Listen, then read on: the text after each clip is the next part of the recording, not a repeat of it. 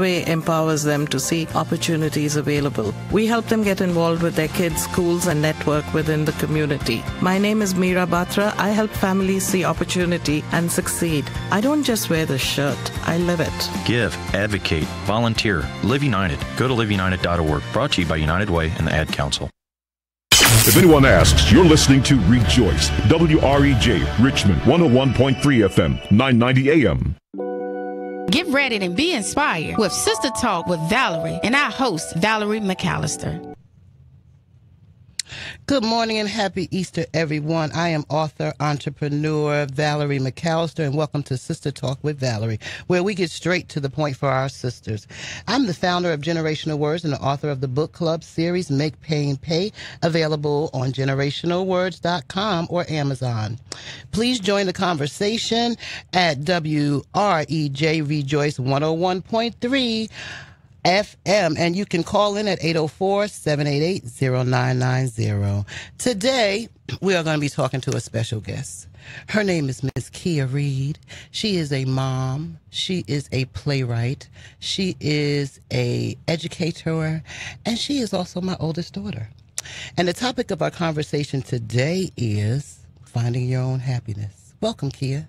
Good morning. Thank you. So let's get straight to the point, Kia. One of the things I want to make clear to our audience is, there is a difference between happiness and joy. What is that difference? Most definitely, there is a difference between happiness and joy. And for me, happiness is something that depends on what's happening around you, depends on your situations or your circumstances, and it's very temporary because it is based on your circumstances and situations. But what I found is that in order to have something that was true and pure and deep in my heart, it had to be a joy. And that joy can only come from God. And I realized that by going through a very long process that God took me through. So we were talking, folks, and so I was talking to my daughter, and one of the things we talked about is how difficult it is sometimes, especially for women, to really find happiness. It's like everybody is looking for happiness. Mm-hmm. People are looking for happiness. Now, we know that happiness only comes and joy comes with God, but there are folks that are struggling. There are folks that use happiness for different things. And so you said that you wanted to talk about how you, on your journey, found your happiness. So tell us a little bit about why you felt like this was a subject you wanted to sort of share with our audience and what you feel about it. Well, I want to share it with the audience because I believe that part of my purpose is to uplift others and to encourage others. And I can't sit peacefully with what God has revealed to me and not share it with others, because I know that there are women who are struggling like I was struggling.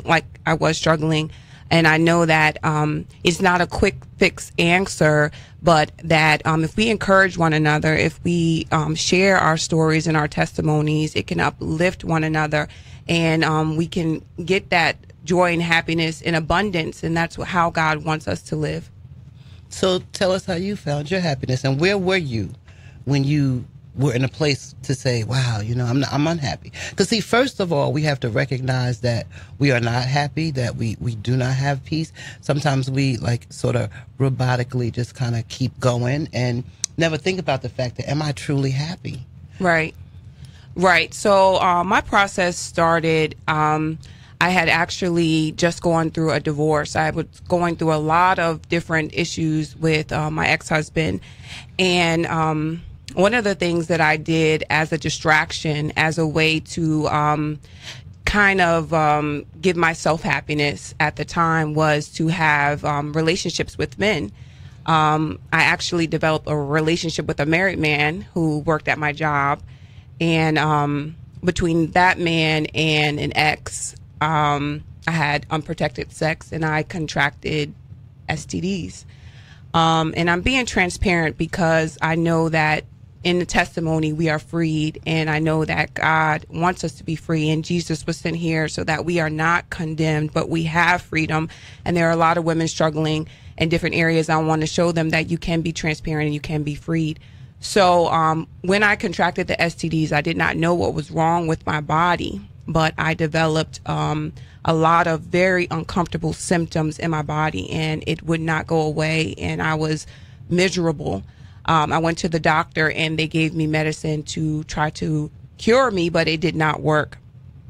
And I was, it was so uncomfortable and so painful that I began to seek God. And I know God for myself, but I had not talked to him in a long while. And I started to look up horoscopes every day and, just try to, have this falsified way to see when my happiness was coming. And I thought it would come in the form of a man.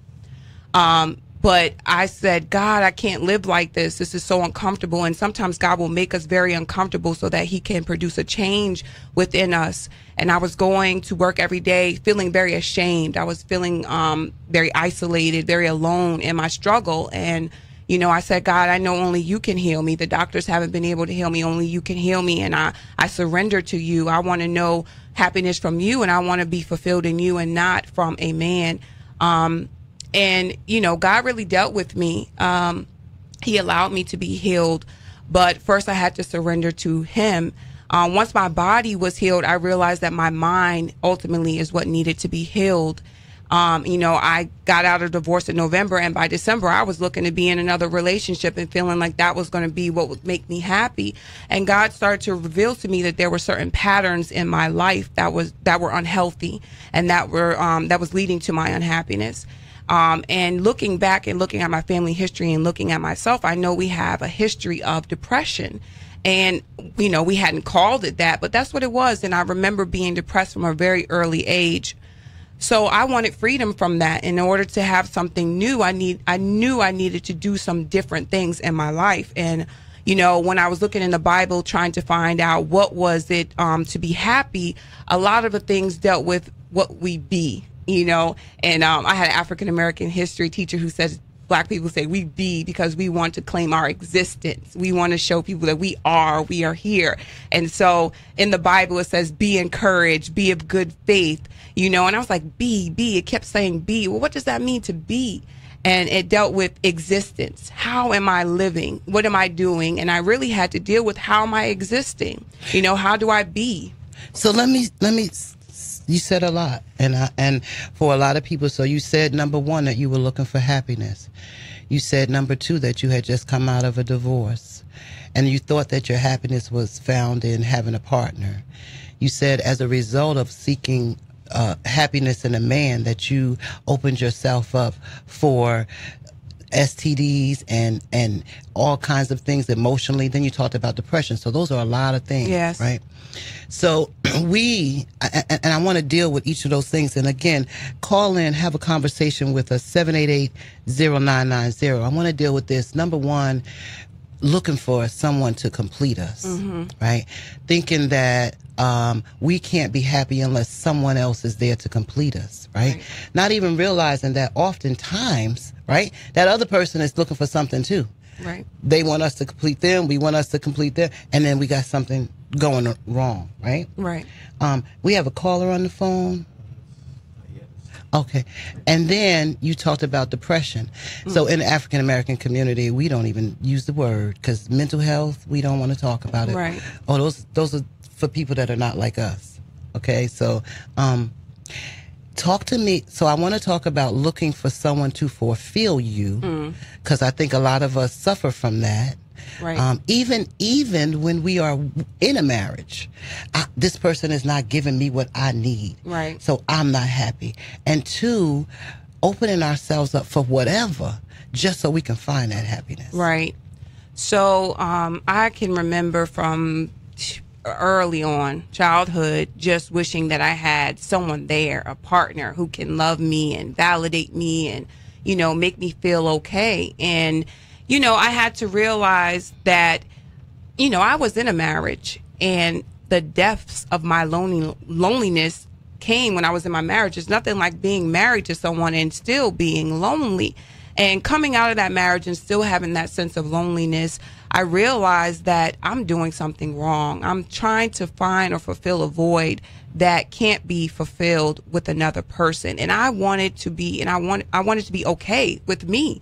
I wanted to say, you know what, I'm okay and I feel good and I'm content whether I had a person in my life or not. And I really was seeking that freedom. And I knew that my joy would come from that freedom. And so, like I said, I had to think about how was I existing. First, I had to think about my mindset. So my mindset, of course, was, sadness and feelings of loneliness. And what I had to think about, what is creating those feelings of sadness and loneliness. And God really dealt with me about how I was existing. So one of the first things that God had me do was to take a fast from Facebook and Instagram. Like actually remove those apps from my phone so that I could not be tempted to access them, and do that for several months. And that's because I was filling my mind with images on a daily basis. And some of those messages on social media are good messages, but some of those things can lead you to even further depression or loneliness, because you have the spirit of comparison where you're comparing your life to others' lives. And I needed to break from that so that I could hear from God without any distractions. I was getting up in the morning and looking on Facebook. I was going to bed at night and looking on Facebook. And it was a daily thing. And anything that becomes an idol like that and it fulfills your life like that is dangerous. And God wanted to just have some time with me by myself without those distractions. And he revealed to me that he didn't need to talk to me through a message on Facebook. I didn't need a message on Facebook for God to tell me that I'm worthwhile and that I'm valuable. He can tell me on his own. And that's another thing that came out of this process, is realizing I had to seek him for myself and not let anyone tell me who he was to me and who I was. So I had to look at what I was watching, what I was listening to. I got rid of cable in my house. No televisions in my home, no Facebook, no Instagram. And just to some people that might feel like, oh, that might be boring. But I was able to think, independently, and I was able to hear from God without distractions and really see myself for who I was, not based on a comparison to another person. So then after I did those things, I had to fill myself up with something that was God-like. And so I began reading the word, and I created a prayer closet in my home where I can go and I can just talk to God. And when I first started reading the Bible, it was very confusing for me, but I would just take down different scriptures and put them on sticky notes and stick them on my wall and read over them. And then I began to watch who I was around and who I was talking to and what I call my friendships. And this began a long journey for me. And I began going to church and just doing different things. And at first, it was a struggle. But God was telling me to face my fears, face the biggest thing that I was afraid of and that caused me the most pain. And I said, Lord, I don't want to do that. But I had to acknowledge my pain. I had to acknowledge I was hurting from my divorce. I was hurting from the failure of my relationship. And for so long, I did so many things to distract from that pain and that hurt, like going on to social media, like getting into relationships with men, like getting involved in frivolous conversations and gossips with people. And I had to remove myself from those things and face my pain. And you would think, oh, that's counterintuitive. How do you get happy if you're facing pain and you're facing fear? But yes. I don't mean to cut you off, but that's the thing right there that keeps us oftentimes from being free, is that we do not want to face pain. Right. We don't want to feel pain. People do drugs, they drink, they have sex, they do exercise, they eat, they have destructive behaviors, all of this because we really have a hard time feeling pain. Right. We don't want to deal with what's happened in our past. We don't want to deal with what's happening right now. We stay in domestic violence, abusive situations, whether they be physically, sexually, mentally, so that we don't have to deal with us. Right. And the truth of the matter is the freedom is on the other side of that pain. You have to go through it. You have to face it. And I felt so much more powerful when I could just acknowledge I'm hurting because I feel like I failed in my marriage. And I thought that would crumble me and crush me, but it really strengthened me as a woman to face my deepest fears and my deepest pains and to acknowledge, hey, that happened. And, but God says this about me. What does God say about me? And, I know with God, there's no condemnation. I know there's freedom. And Jesus, it's Easter Sunday. He didn't go through all that, the whippings and the beatings and being crucified so that we can be a slave to our pain and our fear. You know, he died so that we could have life and have it more abundantly. So how are we existing in that life? You know, we watched the movie Acrimony last night, and we were talking about what if Jesus was acrimonious towards us? What if he felt like, I have a right to be bitter? I have a right to be angry at you all because I've died for your existence and you're simply not living. You know, I wanted to please God. I began to want to please God. And as I did, my mindset began to shift as I faced those fears and I faced that pain. And one of the things God had to do is purify me. I wanted to know my purpose, and I wanted to hear from God clearly. And one of the things that he did was he had me to purify myself in order to hear from him clearly. And so that meant a walk of celibacy, not opening my body up to anyone unless they are my husband. And I'm believing God that I will get remarried and that I will meet the man for me. You know, I just believe him. I know that he's faithful and he'll give us the desires of our hearts. But I know that first and foremost, he's my first love. And so I had to purify myself. I had to become celibate. I had to get healthy in my mind. And I had to realize that I had authority over my thoughts and feelings. You know, God gave us dominion over the earth, and the earth includes our bodies, our minds. And so we have control and authority, and we have to be disciplined in that. And it's not easy, you know, but it is so worthwhile because once I became purified in my body and my mind, I could hear from God more clearly because there weren't distractions and there weren't any replacements that I was trying to use to cover up my connection to God. And it was such a blessing. It was such a blessing. And then I had to realize, you know, when a thought would come up that would try to make me question my self-worth, that I had the authority to cast down that thought, and that I had the authority to speak life over myself. And I began to do that, and it changed me. It began to change me. And this happened over, you know, and we just had a conversation. This happened over 6 or 7 months. God just really dealt with me. You know, yeah. So first of all, call in, join our conversation. We're talking about finding your happiness, but really getting free. 788-0990. And you can also find us on Facebook at Rejoice 990, at Facebook at Rejoice101.3.com, or Alexa play Rejoice Richmond. So one of the things that I always think about is, because you're saying some good stuff, and this is generational, y'all. Okay, this is my oldest daughter, and I have a youngest daughter. And so some of these things that she's discussing now are things that I experienced myself and that I watched my mom experience, right? We're talking about depression. We're talking about needing to know who we are, our self-worth as a woman. And so when people hear, oh, celibate, people are going to be like, oh, I'm not going to go without, you know, sex. I need to be with somebody. And that's right there is the situation, the problem. Listen, I was there myself, passion, and you need this and you need that. But what are you feeling? Because when you look back on it, what is it actually bringing you? Right. And, you know, when you talk about generational, that's another thing that kind of spurred me on and just gave me so much more momentum to follow God. Through this process, you know, I was taking my children to church, but I had not intentionally talked to them about God. I was just kind of dealing in my own space, trying to get happy, trying to find joy, trying to get closer to God. And one morning, my 14-year-old son, he came to me before he went to school, and he held his hands out and he said, Mom, I really feel like we need to pray.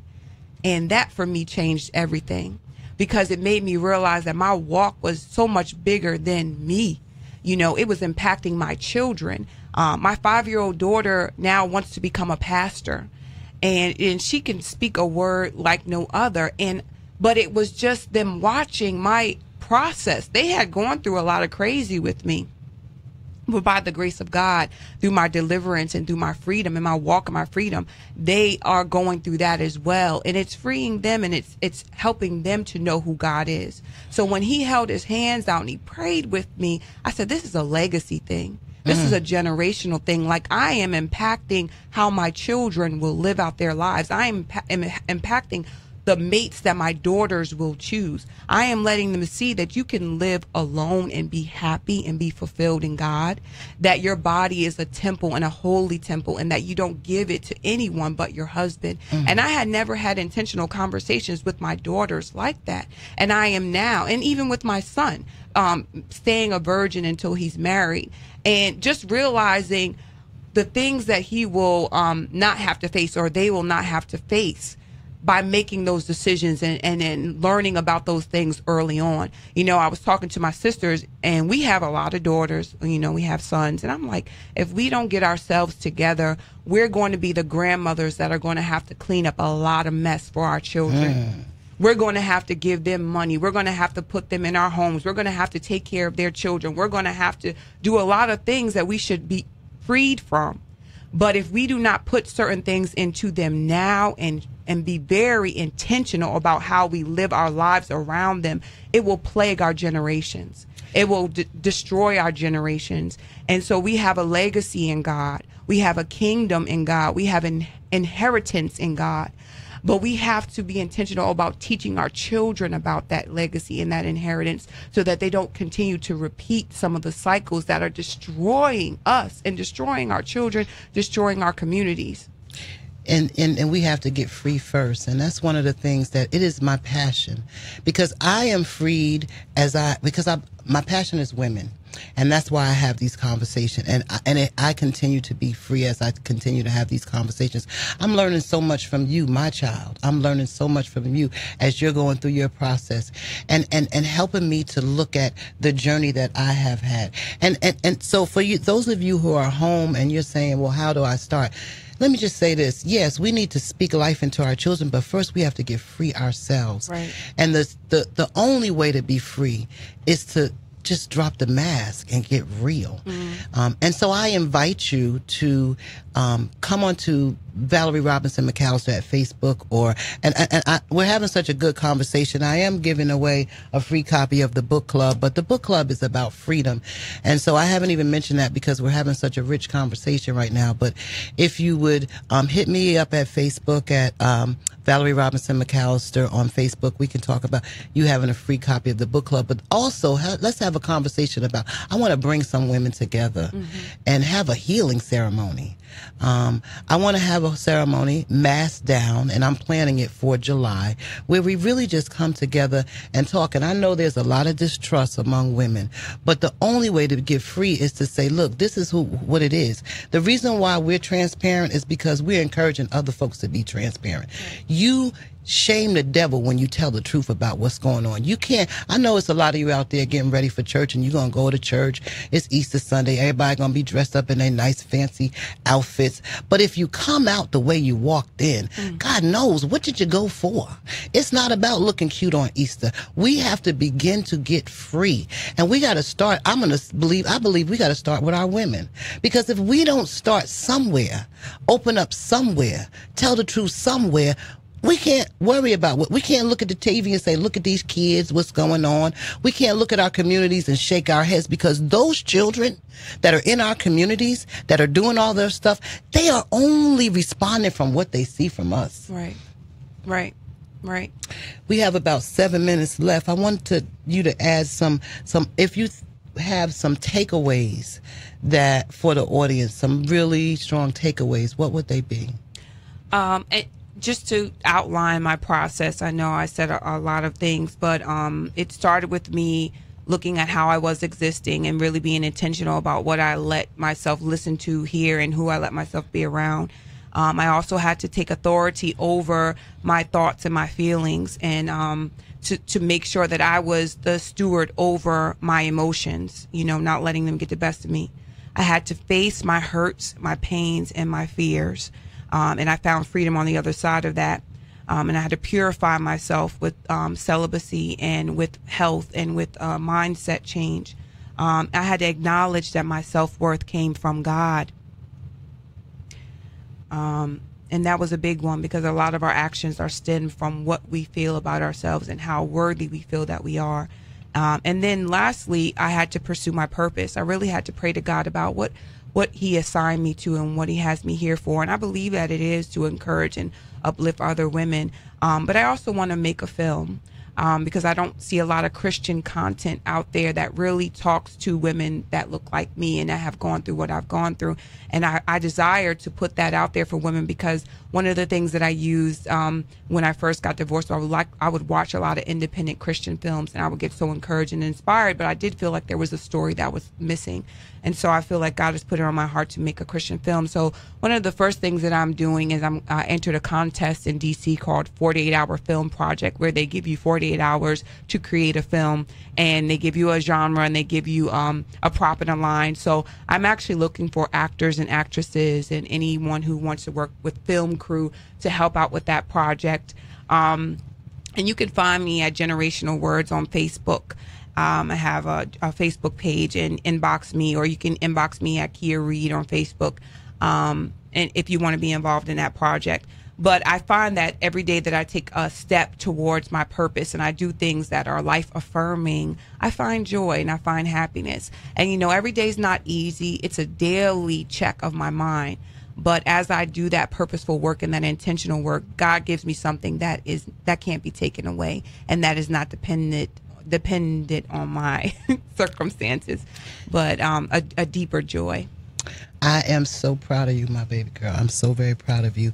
And I thank you all for joining us today. And I ask, as we're ending today, this is Resurrection Sunday. And every day not every day, but every year we celebrate Easter. We get dressed up and we go out to church and we bring the kids. But what resurrection is about, renewing, being raised up. And so my challenge to myself as well as our listeners is, how are we resurrecting our lives? You know, if we're going out and it's Easter Sunday and we're celebrating that Christ arose, what does that mean to us? He arose, and then what? He went through all of this pain for us. So if we don't begin to resurrect our lives, then we really aren't paying any homage to him.